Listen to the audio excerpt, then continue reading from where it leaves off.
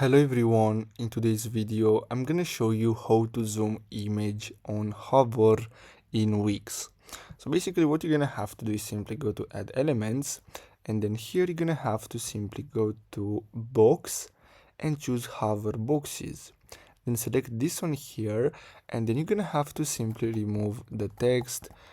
So let me go back because I just removed the entire elements here. So you're gonna have to simply select each one of them until you see only the image, and then you're gonna have to click on the effects tab here, animation tab, and basically what you're gonna have to do is simply, so let's go to the design here, so settings, and then here we should be able to adjust.